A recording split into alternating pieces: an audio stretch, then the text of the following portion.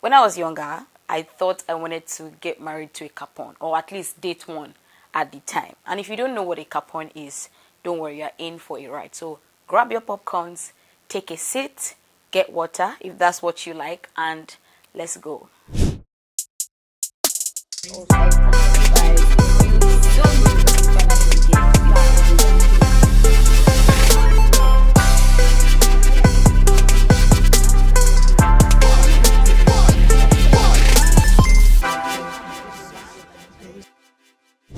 Hi guys, my name is Orolua Abdullahi and you are welcome to my channel. If this is your first time on this channel, you want to hit the subscribe button.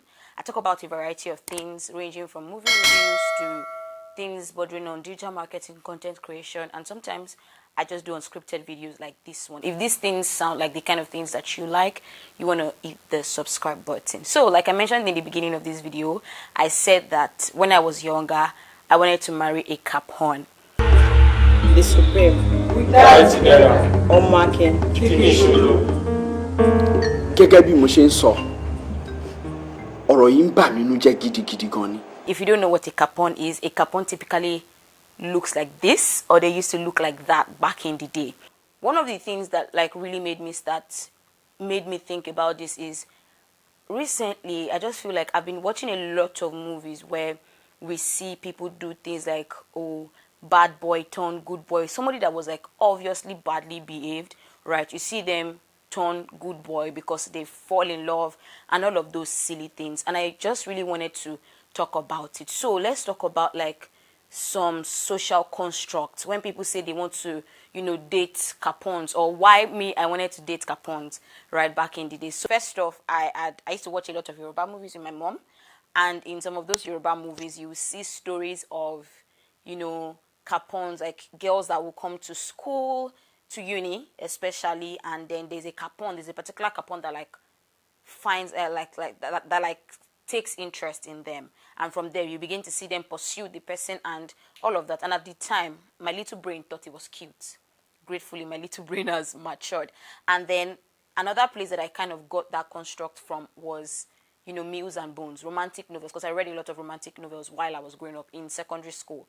And you know, one of the very prevalent stories that they tell, especially historical romance, are usually like stories of pirates, or maybe just people that people like generally termed as, oh, this guy is a bad guy, maybe one bad duke, or somebody that everybody referred to as a vagabond, and then maybe he captures a lady on the ship, a lady that is going to, you know, get married to somebody that she's not necessarily interested in, and then the lady is tough, she's fierce, and all of those things. And then in the bid to try to break her, you know, after the guy has flogged her and all of those silly things, they fall in love. First off, if these are the kind of things that you like, I'm just here to tell you that please, let's let that go. Let's leave stuff like this for the novels and the movies, because in real life, if the guy turns on you to beat you, you want to run away. Another place where I kind of got this very silly mentality from is that maybe just something that I'd seen in the society, like just growing up, where I thought that, you know, for a man to be like considered a man, he had to be, you know, tough. He didn't have to cry.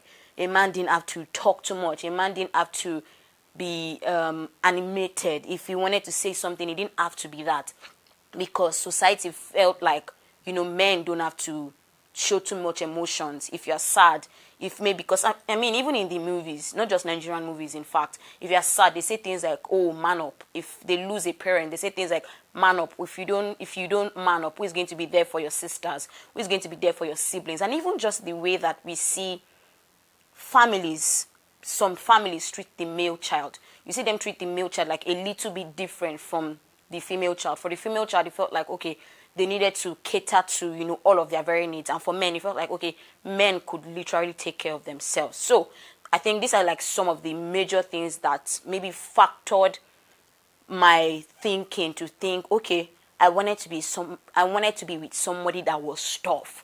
And I felt like I was fierce, and I needed to be with somebody that could undo my fierceness, or somebody that could call me to order, someone that could just talk to me and tell me something like, okay, you're doing wrong, sit down there. Let me give you a little background. At some point in my university, I used to be with this guy that was so, at least that's what I said at the time, that I considered very kind, very sweet. And sometimes maybe we're having an argument, and the way that he's presenting his argument in my head, I'm like, can you man up? And I remember that I had spoken to a senior colleague at the time, and she had tried to give me advice that, you see, these things that you're saying, you want somebody that can shout on you, it's rubbish.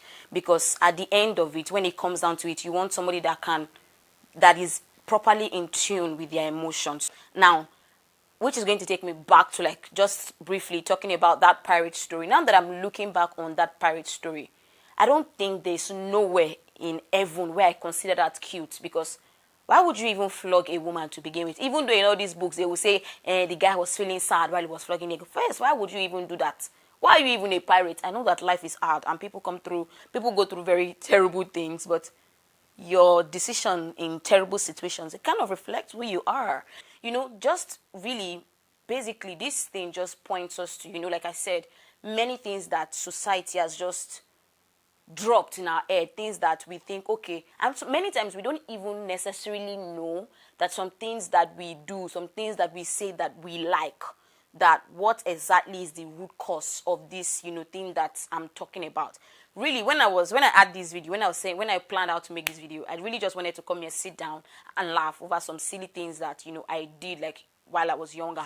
But I just felt like, okay, let me just try to touch on that, because it's okay. I think it's just really okay for men to be very in tune with their emotions. And I'm so glad that, people are coming to, like, that reality. People are talking more about it.